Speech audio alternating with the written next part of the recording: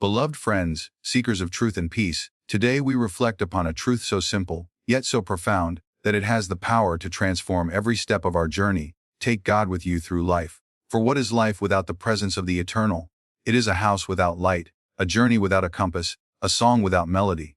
To walk with God is to walk with courage, wisdom, and everlasting joy. When you rise in the morning, before the thoughts of yesterday and the burdens of today have time to weigh upon you, there is a silence that greets you. It is a silence deeper than sleep, gentler than dreams. In that moment, if you listen closely, you will feel that life itself is whispering to you. You are not alone. I am with you. That whisper is not from the world, not from the mind, not from fleeting moods. It is the eternal murmur of God, the silent companion, ever present, waiting to be remembered. But how often we forget this sacred truth. We awaken and rush into the demands of life. We pick up the phone, read the messages, recall our responsibilities, and immediately believe that we must carry the whole weight of existence upon our own fragile shoulders. From the moment our feet touch the floor, we feel hurried, burdened, already behind. Yet all the while, God is there, gently waiting at the threshold of our awareness, waiting for us to invite Him into our first thought, our first breath, our first movement. Taking God as the silent companion in every step means refusing to let forgetfulness rob us of the most precious treasure of life, divine company. It is not enough to know intellectually that God exists somewhere in the heavens. It is not enough to affirm mechanically that He is omnipresent. One must feel, in the living fiber of one's heart, that the infinite walks beside you, speaks within you, and breathes through you. When the mind is calm, it is easy to sense His nearness. But life is not always calm. Life is full of noises, demands, disappointments, and sudden changes. In the marketplace of worldly duties, the presence of God seems to fade, but it does not actually vanish. Like the sun hidden by clouds, God remains ever present, shining with undiminished radiance. To take Him as your companion is to train yourself to pierce through the clouds of distraction and remember that you are never abandoned.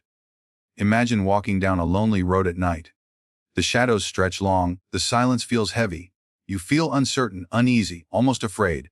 Then suddenly, a dear friend appears at your side. How the fear melts! How the path seems brighter! How your heart feels lighter! The road itself has not changed, but the sense of companionship has transformed the experience. So it is with God. The road of life may be darkened by trials, but when you realize that the Eternal is walking with you, fear dissolves, loneliness disappears, and your steps become steady. There are people who, in times of deep grief or danger, suddenly cry out for help, and often they testify that in that moment of surrender, they felt a presence greater than themselves take hold of them. A drowning person sometimes feels a mysterious strength lift them, though no human hand is there. A grieving mother sometimes feels a comfort beyond words descend upon her, though no one is speaking. These are glimpses of the silent companion. But why wait for desperate hours to call upon Him? Why not cultivate His company in every ordinary step, so that when storms arise, you are already strong in His nearness? Taking God with you means you begin to shift your sense of identity. Most of us think of ourselves as small beings, this body, this name, this role in society. We say, I am weak, I am limited, I am just one person. But when you remember God as your constant companion, you begin to realize that you are not just this frail frame of flesh and bone. You are a child of the infinite, endowed with His strength, His wisdom, His love. Walking with God is not merely having an external friend. It is awakening to the truth that your very soul is a spark of the eternal flame. This truth transforms how you move through the day. When difficulties come, instead of shrinking in fear, you can stand tall, knowing you do not face them alone. When successes come, instead of becoming proud and self-satisfied, you can bow in gratitude, knowing it is God's power flowing through you. When loneliness tries to invade, you can smile inwardly, remembering how can I be lonely when the Creator of the stars is walking beside me. To practice this, begin with small steps. In the morning, before rushing into tasks, sit quietly. Close your eyes and imagine that the divine is seated beside you, like a loving friend. Feel His presence in the rhythm of your breath, in the beating of your heart. Whisper inwardly, let me not walk alone today. Be with me in every step. Carry this attitude as you move through the hours. As you eat, remind yourself it is God who gives me this food, who digests it within me, who sustains this body. As you work, affirms, it is God's strength flowing through my hands, God's intelligence guiding my thoughts, God's energy accomplishing this task. As you speak with others, remember, the same presence in me is listening through them. We are meeting in God. This is how life becomes infused with divine companionship, not by retreating from the world, but by sanctifying every act with remembrance. The silent companion does not shout to make his presence known. He waits with infinite patience. If you ignore him, he does not leave. If you forget him, he does not resent. If you deny him, he does not withdraw. He remains, watching, waiting for the moment you turn inward and say, "Beloved, I have wandered, but I long for you." Instantly, his nearness is felt, like a fragrance filling the air, like warmth spreading through the heart. Think of the child who clings to the hand of the parent while crossing a busy street. The child does not know how to navigate the dangers of the road. He trusts entirely in the strength and awareness of the parent. So should we cling to God as we cross the busy intersections of life? Alone, we stumble. With him, we move safely, confidently, serenely. Taking God as your companion also means speaking to him inwardly throughout the day. Why keep your thoughts only to yourself, locked in the narrow chamber of the mind? Share them with the divine friend. Tell him of your joys, your confusions, your irritations, your plans. Pour out your heart as you would to your closest companion. And then listen. In the stillness after your words, you will feel gentle nudges, subtle intuitions, calming reassurances. These are not mere products of imagination. They are the tender replies of the silent companion. Some may ask, but how do I know it is God, and not just my own mind speaking? The answer is simple: when the inner voice guides you toward peace, love, courage, truth, and selflessness, know that it is the echo of the divine. When it leads to fear, anger, selfishness, or despair, know that it is the restless mind. Over time, as you grow in communion, the difference becomes clear as day from night. The companionship of God is not limited to moments of meditation or prayer. It is meant to pervade the simplest activities. Washing dishes, walking to work, tending a garden, writing a letter. Everything can become a form of fellowship when the thought of God is present. You need not perform great rituals or chant lofty words at all times. A simple remembrance, a quiet inward smile toward the divine, is enough to sanctify the act. When you cultivate this companionship, life acquires a sweetness beyond description. Ordinary things begin to shine with extraordinary beauty. The chirping of birds becomes a song from God. The breeze upon your face feels like his caress. The eyes of a stranger sparkle with his hidden presence. What once seemed dull and meaningless becomes charged with sacredness, because you know that God is walking with you in every step. There will be times when you forget.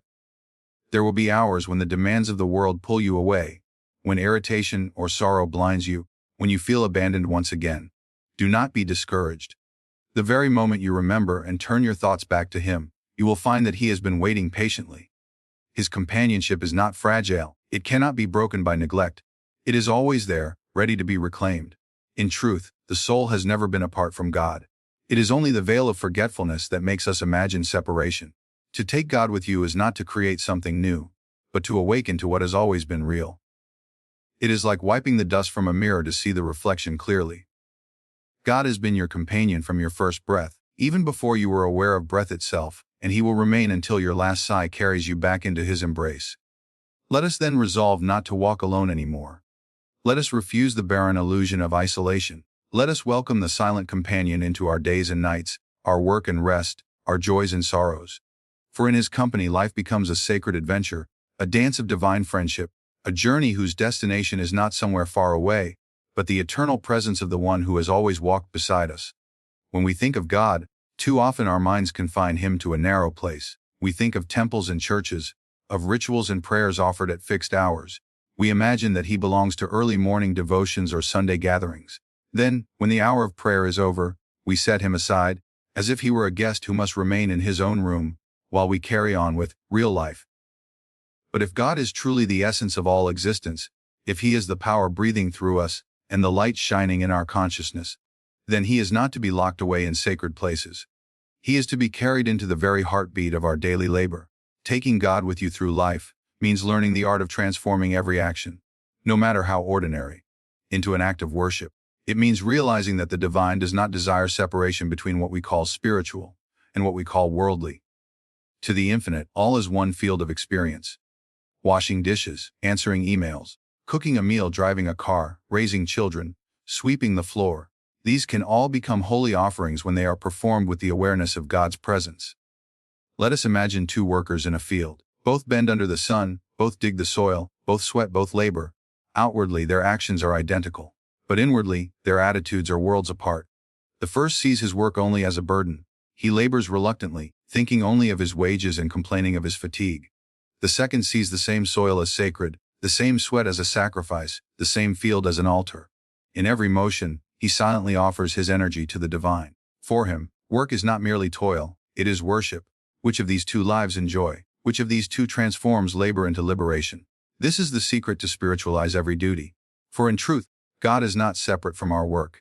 He is the intelligence guiding our thoughts, the energy moving our muscles, the life force sustaining our efforts.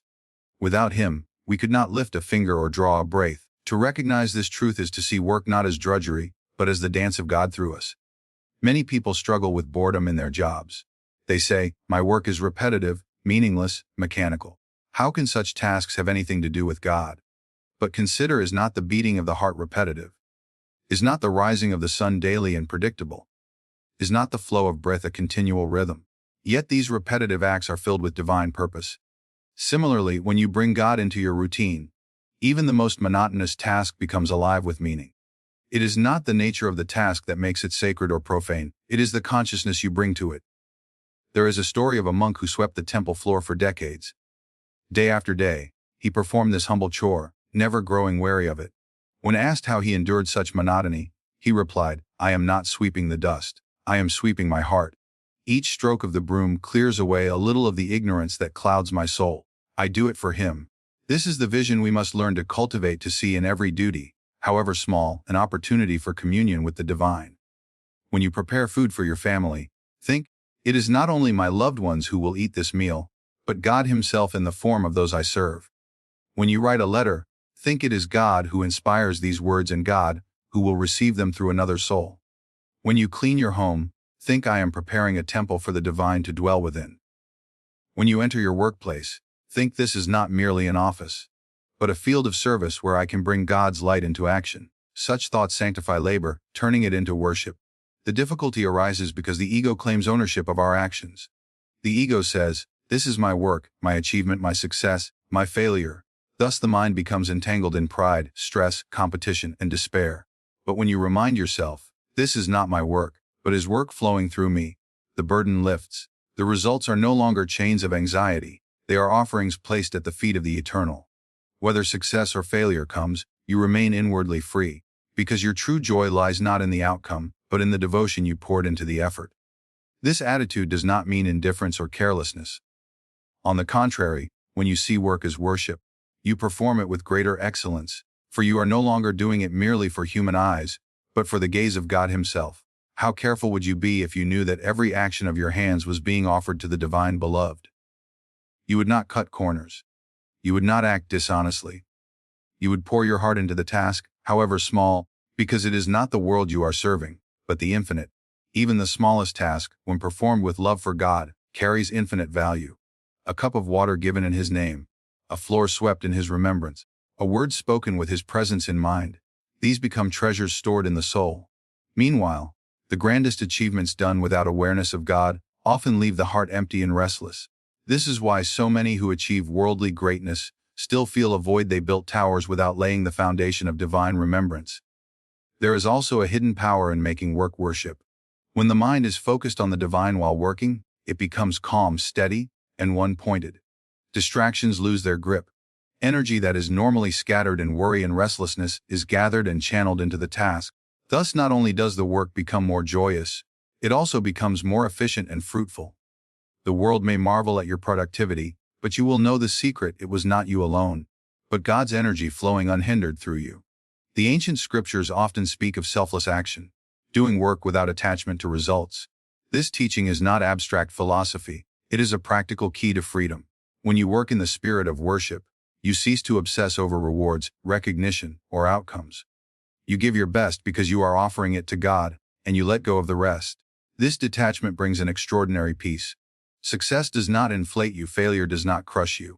Both are seen as part of a larger divine plan, and you remain inwardly serene. Think of the musician who plays an instrument with love. He does not play only to receive applause. He plays because the act itself is joy, because the music is an offering to beauty itself. Similarly, when you work with God in mind, the act itself becomes fulfilling, regardless of external rewards. The joy is in the giving, in the offering, in the awareness that your hands are moving in harmony with the eternal. Some may say, "But my work is filled with stress, deadlines, and conflict. How can I make such an environment an offering to God? The answer is precisely there is where remembrance is most needed. If your surroundings are difficult, then let your inner remembrance become stronger. While others may be lost in agitation, you can anchor yourself in the silent awareness of God within. By doing so, you will not only preserve your own peace, but you will radiate calmness to those around you. You will become like a lamp in a dark room, silently giving light without demanding recognition. Even amidst the clamor of modern life, moments of worship can be woven into work. Before starting a task, pause briefly, close your eyes, and inwardly dedicate your effort to God. As you proceed, maintain the thought, "This is thy work done through me." When you finish, offer the result at His feet, without clinging to pride or regret. In this way, every task becomes a spiritual practice, every workplace a sanctuary. There is no greater freedom than to live this way. Imagine the difference. One person works only for salary, climbing a ladder that never ends, feeling constantly pressured, comparing himself with others, restless and unsatisfied. Another works with the awareness of God, offering each action as worship, finding joy in the process itself, remaining peaceful regardless of outcomes. Outwardly, both may appear to be employees, laborers, or business people. Inwardly, one is a slave to circumstance, the other is free in God. Remember, the purpose of work is not merely to earn bread. The deeper purpose is to refine the soul, to develop discipline, patience, creativity, compassion, and strength. When work is united with God, it becomes the very training ground of the Spirit. Each challenge is an opportunity to grow in divine qualities. Each difficulty is a test of faith. Each success is a chance to cultivate gratitude. Life itself becomes a spiritual school, and work its daily lessons. This understanding is not only for monks or saints, it is for everyone: farmers, teachers, mothers, doctors, shopkeepers, builders, students. Each role in life is a thread in the vast tapestry of divine creation. No thread is insignificant. Each has its place, each contributes to the whole.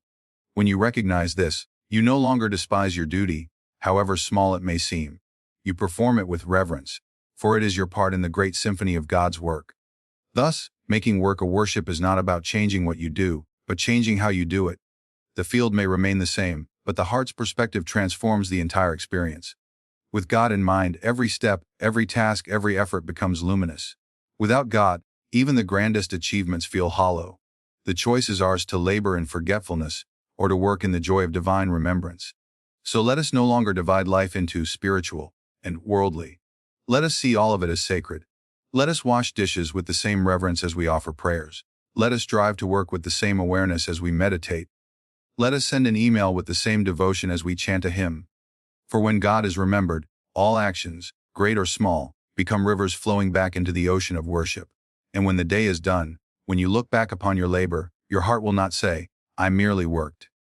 It will say, "I prayed with my hands, I sang with my effort, I worshipped with my duties." And in that realization, you will know that you did not simply live another ordinary day. You walked through the hours with God, and turned life itself into an unbroken act of sacred service. The fabric of human life is woven with relationships. From the moment we are born, we are bound by ties of family, friendship, love, and community. These bonds are not accidents, they are the very threads through which the soul learns, grows, and evolves.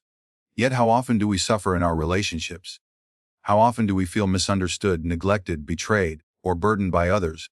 The reason is simple: we forget to see God in those around us. We cling to the shell of personality and ego, while ignoring the radiant soul within. To take God with you through life means not only to remember Him in your own heart, but to recognize Him in the hearts of all you meet.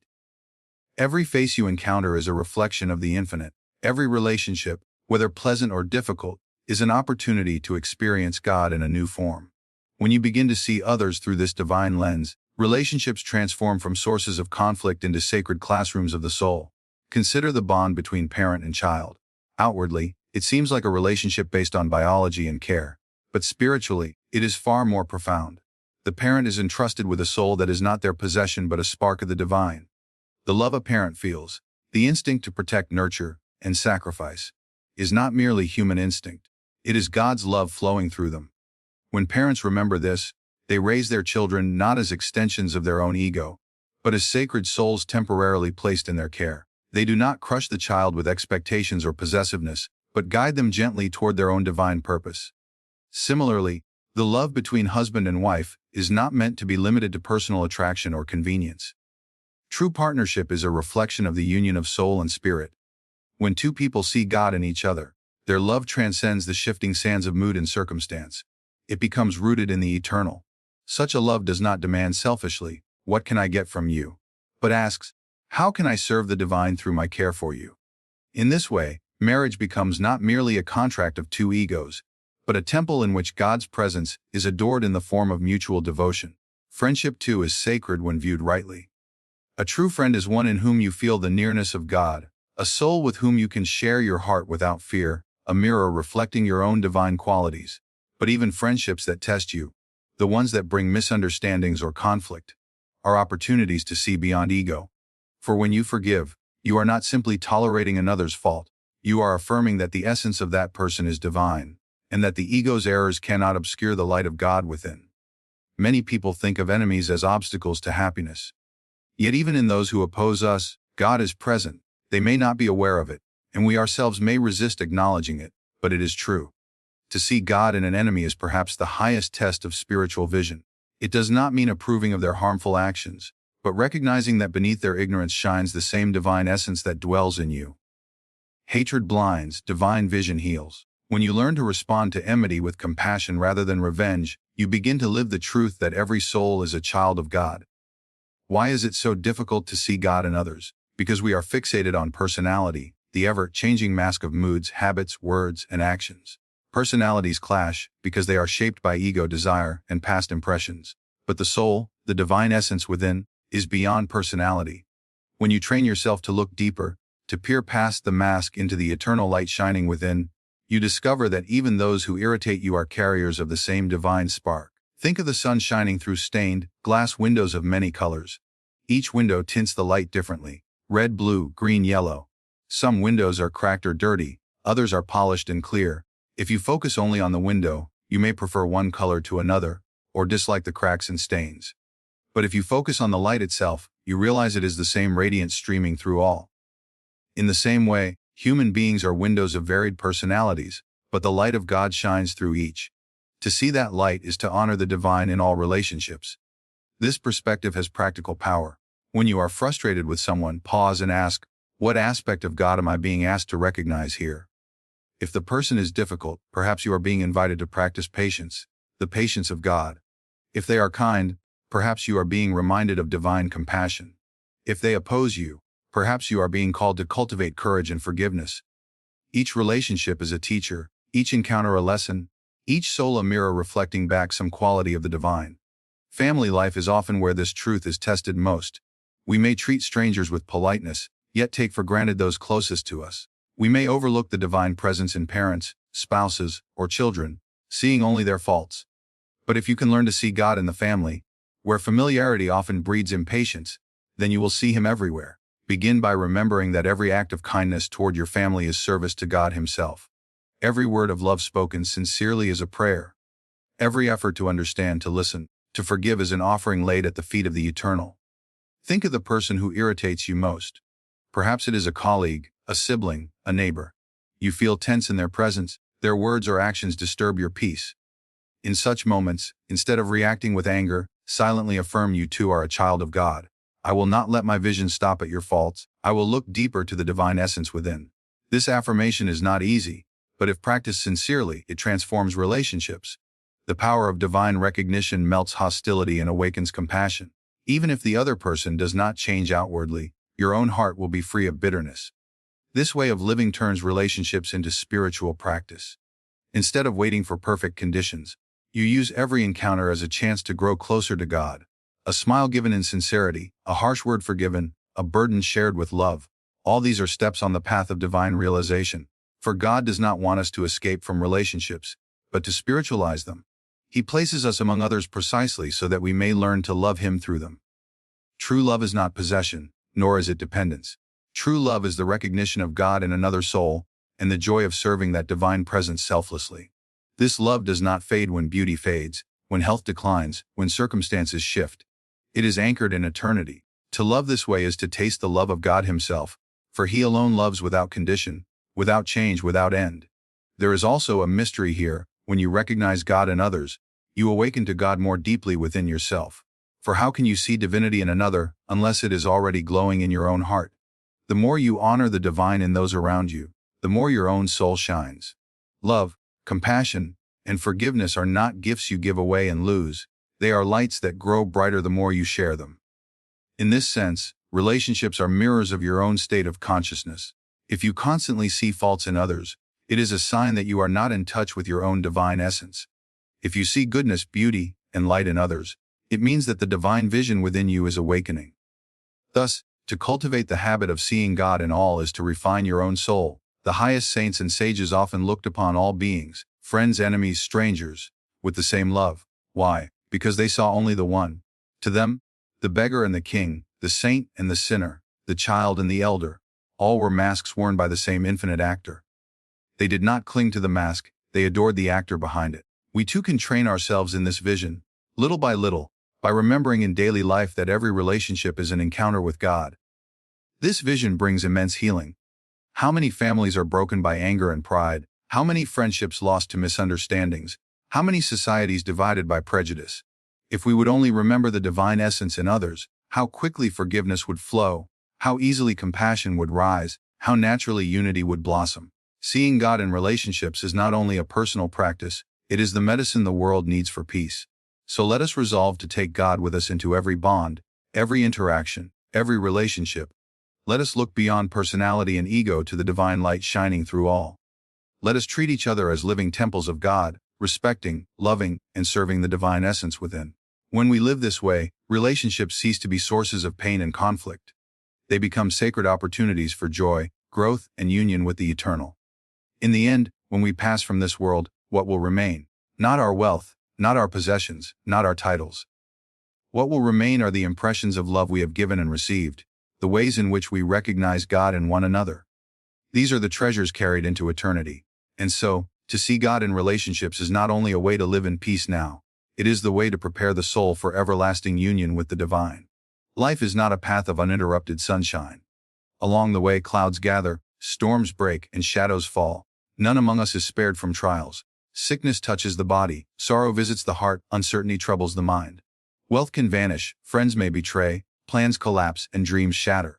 It is easy to rejoice when everything flows according to our wishes. But when the ground quakes beneath our feet, the real test begins. Where do we turn for strength when our own resources fail?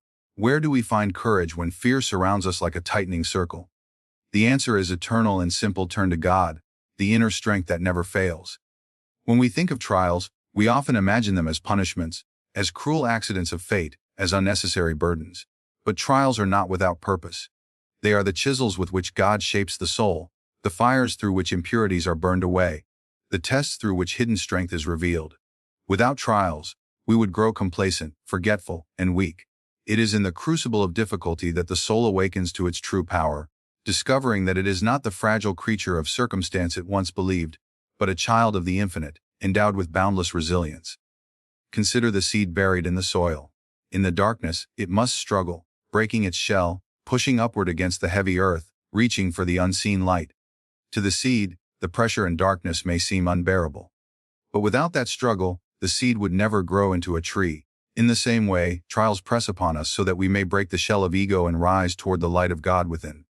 When pain comes, the ordinary mind says, "I am weak, I cannot bear this." But when you remember God, another voice speaks within, "You are not alone. I am your strength."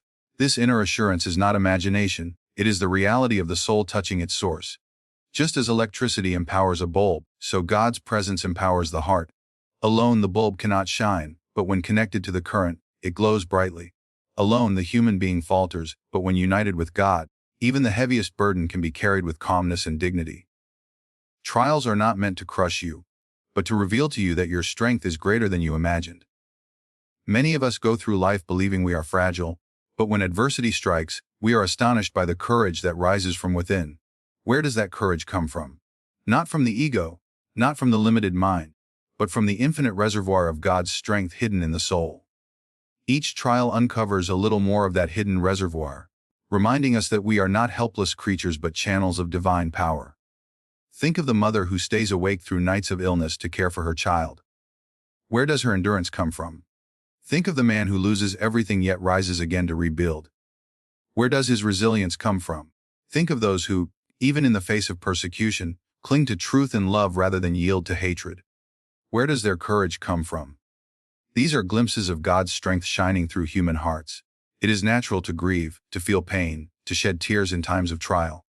Spiritual strength does not mean becoming unfeeling or hard. Rather, it means allowing sorrow to pass through you without drowning in it, because beneath the waves you feel the solid ground of God's presence. It means that even as you cry, you know you are being held. Even as you bend, you know you will not break. Even as you face loss, you know something eternal cannot be taken from you. The greatest tragedies often awaken the deepest faith. When human support fails, when worldly securities crumble, we finally turn inward and upward, discovering the divine companion who never abandons us. History is full of stories of men and women who, stripped of everything, found in their trials the treasure of God's presence. In prisons, in poverty, in exile, in illness, they discovered an inner joy that nothing could destroy. Their lives are proof that God's strength shines brightest in the darkest hours. But how do we access this strength in our own times of trial? The first step is surrender. Not surrender in the sense of passive resignation, but surrender in the sense of opening our hearts to the infinite and admitting, I cannot bear this alone. I place my burden in your hands. This act of surrender releases the tension of ego and allows divine strength to flow. Just as water fills a vessel only when it is open, so God's strength fills us when we open ourselves through trust. The second step is remembrance. When trials come, the mind is easily consumed by fear, replaying endless scenarios of despair. But if you train yourself to repeat God's name, to hold His presence in thought, you anchor yourself in the eternal. Fear loses its grip when the heart is fixed on the divine. Even a simple inward prayer, whispered again and again, becomes a rope that pulls you out of the whirlpool of anxiety and into the shore of peace. The third step is perspective. Trials seem unbearable when we imagine them as permanent, but nothing in this world is permanent, neither joy nor sorrow. The darkest night gives way to dawn, the fiercest storm passes, the hardest winter yields to spring. When you remember this, you endure with patience, knowing that the trial is temporary but the soul is eternal. With God's strength, you learn to wait calmly for the storm to pass, while drawing wisdom from its lessons. The fourth step is service. One of the most powerful ways to overcome your own trials is to help others in theirs. When you turn your energy outward in compassion, you stop drowning in self-pity and discover a strength that flows from giving. God's power is love, and when you channel that love to others, your own heart is healed. Many who suffered great losses found solace by dedicating their lives to serving others, and in doing so, they felt God's strength guiding them each day. Remember also that trials are not punishments but opportunities. They are invitations to grow in faith, patience, humility, and courage. Each difficulty is like a spiritual exam asking you, will you cling to fear, or will you trust in God? Will you yield to bitterness, or will you choose compassion? Will you break down, or will you rise in divine strength? When you choose trust, compassion, and resilience, the soul graduates to higher levels of wisdom and freedom. There are moments when the trial is so heavy that words fail, when the mind cannot reason, and the heart feels shattered. In such moments, silence is the prayer. Simply sit quietly, breathe deeply, and let the awareness of God surround you. Even without words, His strength will enter, like sunlight warming a cold room. You may not feel it immediately, but day by day, the wound heals, the strength grows, and you discover that you have been carried through the valley by hands unseen. Some fear that trusting in God's strength will make them passive, waiting for miracles instead of acting. But divine strength is not a substitute for effort. It is the power behind effort. To trust God does not mean to sit idle, but to act with courage, knowing you are not acting alone. It means that when you work to solve a problem, you feel His energy guiding your thoughts and steadying your will. It means that when you rise after a fall, you feel His hands lifting you. In this way, effort becomes empowered, not weakened by faith. Over time, trials become not enemies but friends. You begin to look back and realize that the times you thought would break you were the times that shaped you most deeply. You see that each loss cleared the way for new wisdom. Each disappointment taught patience. Each sorrow deepened compassion. Most of all, you see that each trial drew you closer to God, until you no longer feared life's storms, for you knew the eternal shelter within. When you live this way, fear loses its power. For what can the world take from you that God cannot restore in a higher form? What can suffering do to you when you know your soul is indestructible? What can loss mean when you know the giver of all is walking with you? Trials still come, but you face them with calm eyes and a steady heart, knowing that behind every storm is the sunshine of God's presence. So let us no longer dread trials, but meet them as opportunities to discover our hidden strength in God. Let us remember that when we feel weakest, the infinite is strongest within us. Let us surrender our burdens, repeat His name, trust in His wisdom, and act with courage born of faith. Then, no storm can sink us, no sorrow can drown us, no loss can strip us of the treasure that matters most, the companionship of God, the source of unshakable strength. And one day, looking back upon the trials of life, we will say not, "These were my darkest hours," but, "These were the hours when I discovered the light that never fades, the strength of God within me." To walk with God through life is not a matter of occasional prayer or fleeting remembrance. It is a discipline of the soul, a sacred art of continuous communion. Just as the body requires daily nourishment, the spirit requires constant attunement to its source.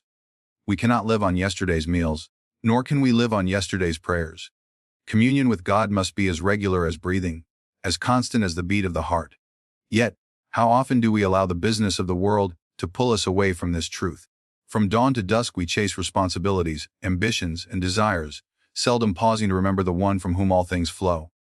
We spend hours absorbed in the affairs of the temporary, but give minutes, sometimes mere seconds, to the eternal. And then we wonder why life feels dry, why peace eludes us, why joy fades. The truth is simple: without communion with the divine, life loses its depth, its beauty, and its meaning. Communion does not mean withdrawing from the world, abandoning duties, or living in caves and deserts. Communion means carrying God into every breath, every thought, every action. It means creating an inner sanctuary that no noise can disturb, a temple of awareness in which the eternal dwells. You may be in a crowded marketplace, a busy office, or a noisy household, yet inwardly you can be in prayer. You may be working with your hands, speaking with friends, or solving problems, yet inwardly you can remain united with the infinite. Think of the violinist. As he plays, his fingers move swiftly, his bow glides across the strings, and yet his ear remains fixed upon the harmony of sound. In the same way, as you move through life, let your outer activities continue, but keep your inner ear attuned to the harmony of God's presence. This is the art of daily communion. How do we cultivate such communion? It begins with deliberate practice. Just as a child must learn to walk step by step, so the soul must learn to remember God moment by moment. Begin the day with silence. Before the rush of duties claims you, sit quietly, close your eyes, and offer your first thoughts to the eternal. The way you begin the morning colors the entire day. If you start with hurriedness, the hours will be restless. If you start with communion, the hours will carry a fragrance of peace. Some may say, "But I have no time. My mornings are filled with tasks, my evenings with fatigue." Yet time is not the real obstacle. Forgetfulness is. Even a few minutes of sincere silence with God has the power to charge the heart with peace for the whole day. A drop of concentrated essence can perfume a room. A moment of deep communion can transform the hours that follow. Do not measure prayer by its length, but by its depth. Once you have begun the day in communion, strive to carry that awareness with you. As you dress, as you eat, as you travel, repeat within yourself a simple prayer, a divine name, a word of love. This steady remembrance is like a thread running through the beads of the day, uniting all moments into one rosary of devotion. When difficulties arise, do not wait until the evening to remember God. Call upon Him in that very moment. Whisper inwardly, "Be with me." Feel that you are not facing the challenge alone. As you practice this habit, you will find that your reactions change. Instead of anxiety, calmness arises. Instead of anger, patience flows. Instead of despair, courage shines. This is the power of communion. It transforms not only the spirit but also the mind and body. Communion also deepens when we consecrate our actions. Too often we think of prayer as separate from life, as something done in special hours and places. But the secret is to make every action a prayer. When you work, offer the work as service to God. When you speak, let your words carry kindness as an offering. When you eat, be grateful for the divine energy that sustains you. When you rest, surrender the body into His keeping. In this way, nothing is secular, all becomes sacred. Life itself turns into a continuous prayer. One of the obstacles to communion is distraction. The mind is restless, filled with countless desires, worries, and thoughts. Sit to pray, and the mind leaps like a monkey from branch to branch. Here lies the value of meditation. Meditation is the art of stilling the restless mind so that the soul may hear the whisper of God. Just as the lake must be calm to reflect the moon, so the mind must be calm to reflect the divine. Meditation does not belong to one tradition or creed. It is the universal practice of turning inward, focusing attention, and opening the heart. Through meditation, communion deepens from words into silence, From thoughts into presence, from devotion into union.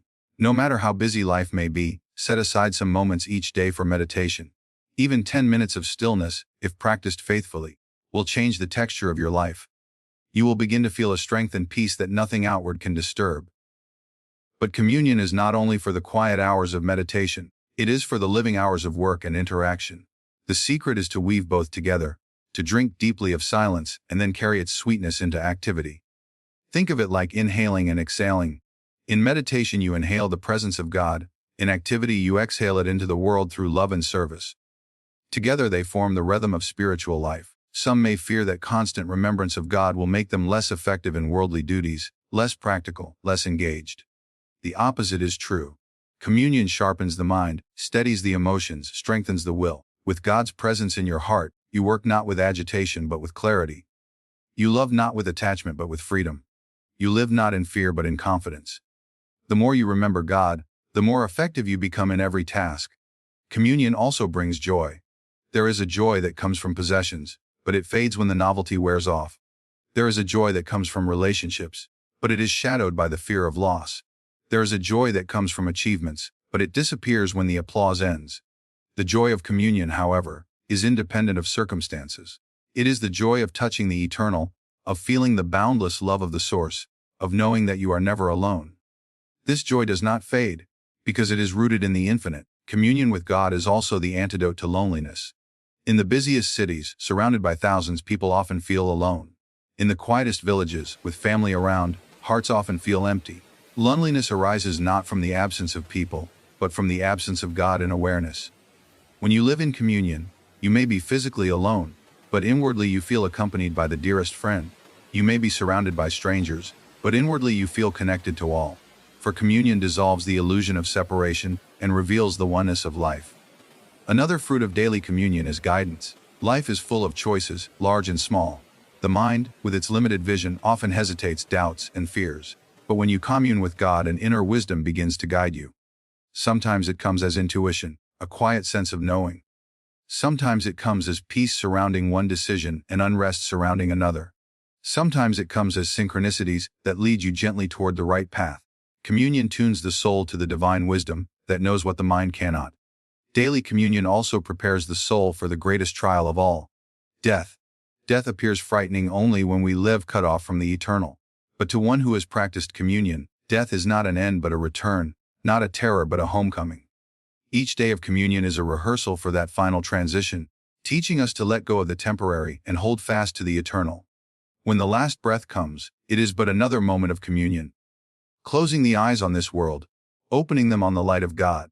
To live in daily communion requires discipline, but it is a discipline of love, not a burden. Just as lovers never tire of speaking, writing, or thinking of each other, so the soul, once awakened to God, longs to remain in touch. What begins as effort soon becomes delight.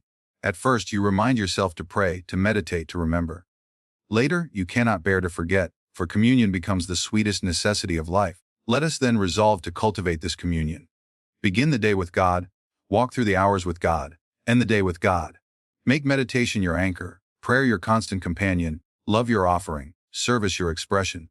Let no activity be too small to consecrate, no place too ordinary to become a temple, no moment too trivial to be filled with remembrance. As you practice, you will discover that communion is not something you create, but something you uncover. God is already with you, nearer than breath, closer than heartbeat. Communion is simply the art of awakening to that presence, of removing the veils of distraction and forgetfulness. When the veils are lifted, you will realize that you were never separate, never alone. You will feel that the whole of life has been transformed into a dialogue of love between your soul and the infinite. And then, whether in joy or sorrow, in health or sickness, in youth or age, you will walk through life with a smile born of certainty. For you will know that in every step, every breath, every moment, you are communing with the eternal friend, the source of strength, wisdom, and joy. This is the secret of daily communion, to transform life itself into prayer, to make every heartbeat a hymn, every action an offering, every breath a remembrance. When you live this way, life ceases to be ordinary. It becomes divine. The dull gray of routine is transfigured into the golden glow of devotion. The scattered fragments of time are united into a seamless tapestry of love. And you walk not as a wanderer in the wilderness, but as a child in the presence of the beloved, hand in hand with God, through all the changing scenes of life. My friends, life without God is like traveling through a desert without water. But when you take God with you, every step becomes a pilgrimage, every moment a prayer, every breath a song of eternity. Let us then decide, not tomorrow, not next year, but now, to walk hand in hand with the divine, to invite Him into our homes, our work, our joys, and our trials, to make our lives a continuous conversation with the one who never leaves us. Take God with you through life, and life itself will become a sacred journey into everlasting freedom.